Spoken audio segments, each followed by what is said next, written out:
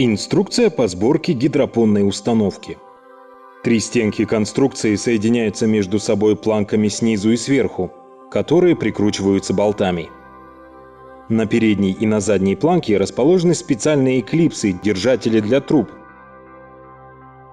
Небольшие на передней для системы подачи воды, большие на задней для системы слива.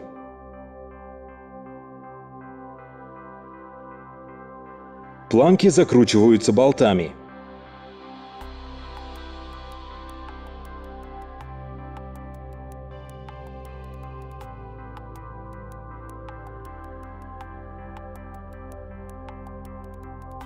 Устанавливается система подачи воды, которая представляет собой соединенные трубы с краниками. Данная система крепится на клипсы передней планки с помощью дополнительных труб. К этой системе присоединяется насос, расположенный в резервуаре для воды.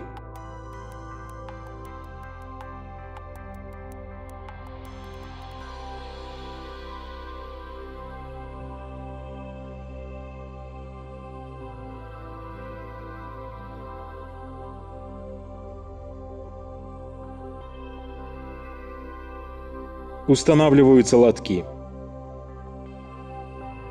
Установка сливных труб.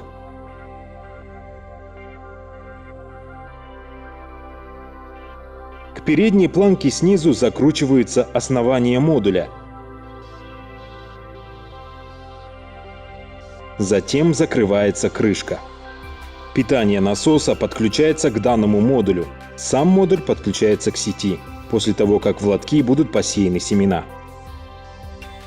Перед тем, как посеять семена, необходимо предварительно обработать. Для начала нужно очистить семена от примесей. Для этого емкость с семенным материалом пополняют водой. Причем объем воды должен соответствовать объему семенного материала. Если ведро воды, то ведро семян. В результате данной процедуры на поверхность воды всплывут различные примеси. Остатки следует очистить ручным способом. Тщательная очистка зерна – очень важный этап, потому что обеспечивает лучший рост. После очистки семян от примесей засыпаем семена в мешок. Далее дезинфекция раствором марганцовки.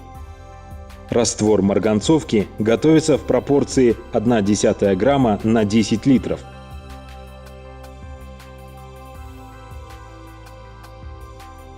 Мешок с семенами опускается в раствор марганцовки на 30 минут. После чего мешок с семенами перекладывается в теплую воду и оставляется на 12 часов.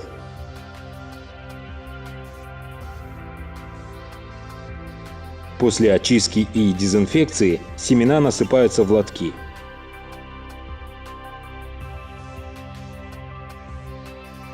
Толщина слоя семян должна быть примерно 2 см. На один лоток уходит 4 кг семян. Следует не досыпать со стороны слива 7-8 см для того, чтобы отток воды происходил более свободно. Для разглаживания слоя семян можно воспользоваться лопаточкой для выравнивания.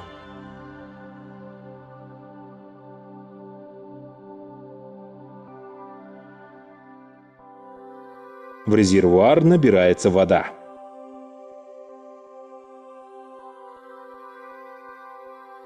Питание модуля подключается в сеть.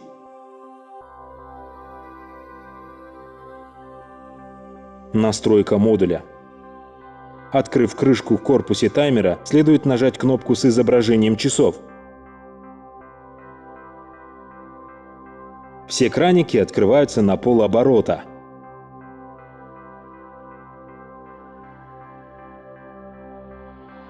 С этого момента установка включена. Освещение. Первые 3 дня семена должны находиться в полной темноте. Для освещения можно использовать натриевые лампы или LED-светодиоды. Последующие 4 дня должны быть под освещением с 8 до 20:00 часов.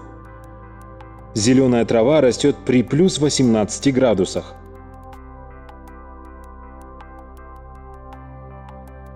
После того, как трава выросла, происходит сбор.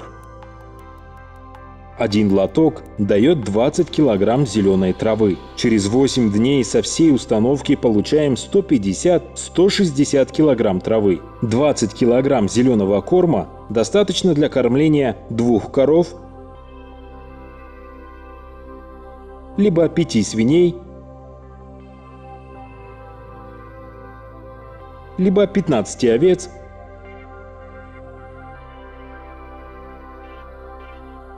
либо 50 кроликов,